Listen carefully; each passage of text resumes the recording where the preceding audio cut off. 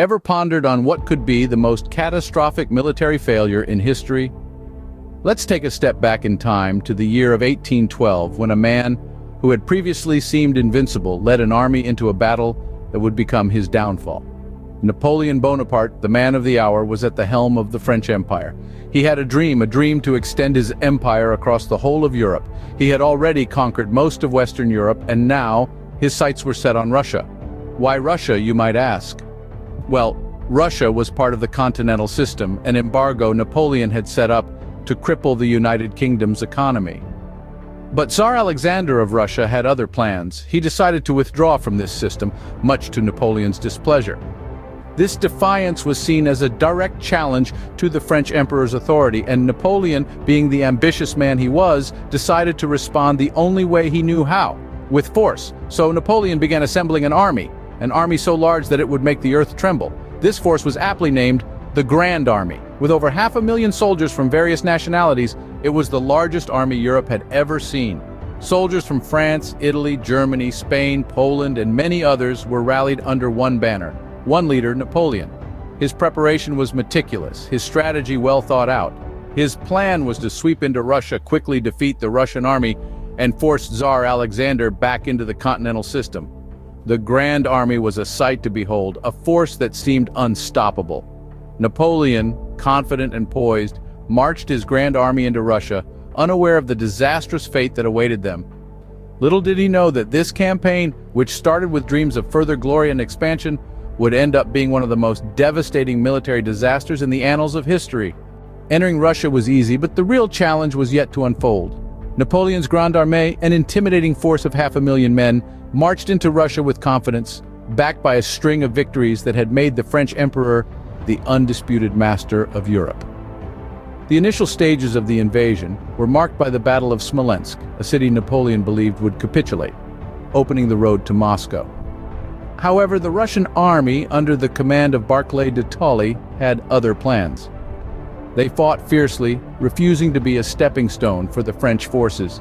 The city was set ablaze, and the French found not a city ready to surrender, but a smoldering ruin, devoid of supplies and shelter.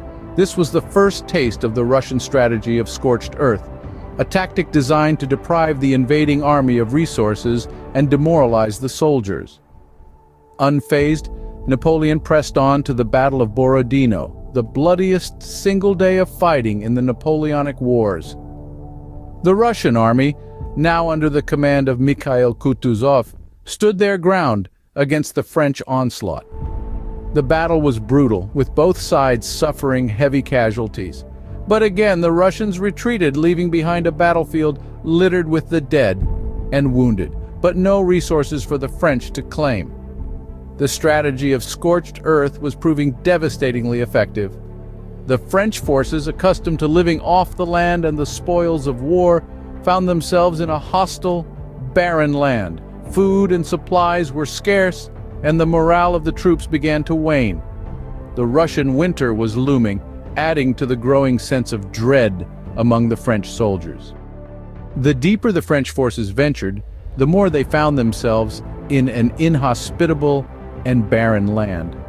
The march into Russia had begun with such promise, such certainty of victory, but as the landscape turned to ashes and the soldiers' stomachs echoed their emptiness, the reality of the challenge began to sink in. This was not the quick victory Napoleon had envisioned. The real war, it seemed, was just beginning. The capture of Moscow, a victory or a curse in disguise? As Napoleon's Grand Armée marched into Moscow in September of 1812, the city was eerily silent. The Russian army had retreated, leaving behind a city seemingly ripe for the taking. But instead of a warm welcome, the French forces found empty streets and deserted buildings. The Russians, in a scorched earth strategy, had evacuated the city and set it ablaze. Fires raged throughout Moscow, turning once grand structures into piles of smoldering rubble. The city that was supposed to be a prize was now a flaming inferno. The French forces could only watch as the city burned, their victory turning into a disaster. The fires that consumed Moscow were not the only challenge the French faced. As the flames died down, another enemy approached. Winter. The Russian winter is legendary for its severity, and Napoleon's forces were ill-prepared to face it. The lack of supplies became a critical issue. The Russians had taken everything of value or use with them as they retreated, leaving behind a city devoid of food and resources. The French troops, already weakened by the long march into Russia, now faced starvation in the bitter cold. As the days turned into weeks, the situation grew more dire. The French soldiers huddled in the ruins of Moscow, their uniforms thin against the biting cold. The city that was supposed to be their crowning achievement became a prison, a desolate wasteland offering no shelter or respite. The occupation of Moscow was a hollow victory for Napoleon. He had captured a city, but at great cost. The destruction and chaos caused by the fires, the lack of supplies, and the harsh winter conditions took a heavy toll on his troops. The victory was, in many ways, a curse in disguise. Moscow, a city in ruins, offered no shelter or respite for the French forces. The retreat, a desperate struggle for survival against nature's wrath and Russian resilience. The French retreat from Russia was a chilling ordeal, both literally and metaphorically. The Russian winter, notoriously harsh and unforgiving, was a relentless adversary. Temperatures often plummeted far below freezing, turning the vast landscape into an icy death trap. This was a foe that Napoleon's Grand Army, despite its might and prowess, was ill-equipped to fight. In addition to the brutal cold, the Grand Army faced constant harassment from Russian forces. These were not the large-scale battles they were accustomed to. Instead, they were skirmishes and guerrilla tactics, unpredictable and incessant. Russian forces, familiar with the terrain and the treacherous weather, used these to their advantage, picking off French soldiers in a relentless game of cat and mouse. But the Russians were not the only threat. Food and supplies were scarce, leading to starvation and disease among the troops. Soldiers were forced to scavenge for sustenance in a barren, frozen wasteland, their strength and morale dwindling with each passing day. The loss of life was catastrophic.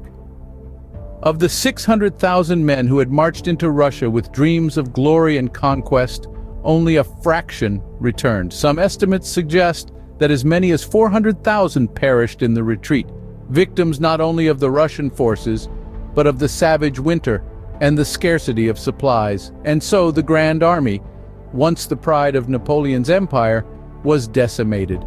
Men who had been hardened by numerous battles were reduced to mere shadows of their former selves, their spirits broken by the relentless onslaught of the Russian winter and the constant threat of attack. In the end, the Russian campaign was a disaster for Napoleon. His once invincible army was left in ruins, and his dreams of conquering Russia were buried in the snow along with his fallen soldiers. This retreat marked the beginning of the end for Napoleon's reign, a harsh reminder of the brutal realities of war and the fickle nature of power. Napoleon's Grand Army, once a formidable force, was reduced to a mere shadow of its former self. The war's end, but the scars of this disastrous campaign lingered. The fallout from Napoleon's ill-fated invasion of Russia was nothing short of catastrophic, and it left an indelible mark on the landscape of European history. The French emperor's once invincible Grande Armée was decimated. More than 500,000 soldiers marched into Russia, but only a fraction returned. This massive loss weakened Napoleon's hold over his empire. His aura of invincibility, which had kept many of his enemies at bay, was shattered.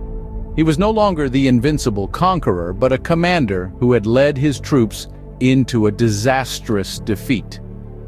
Napoleon's power started to wane rapidly, and his reign began to unravel. His disastrous Russian campaign was a turning point, setting the stage for his eventual downfall. The European powers, sensing his vulnerability, formed a new coalition against him.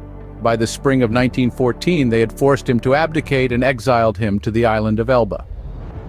But the legacy of the 1812 war goes beyond Napoleon's downfall.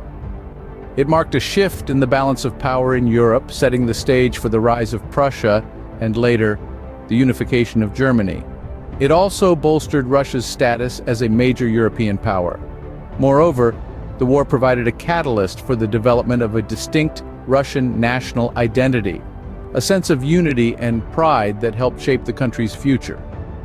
The war also left a profound impact on the world of literature and art. It inspired masterpieces like Leo Tolstoy's War and Peace, a monumental novel that explored the depths of human experience against the backdrop of this colossal conflict. The 1812 War, a testament to the catastrophic consequences of ambition unchecked, continues to echo through the corridors of history.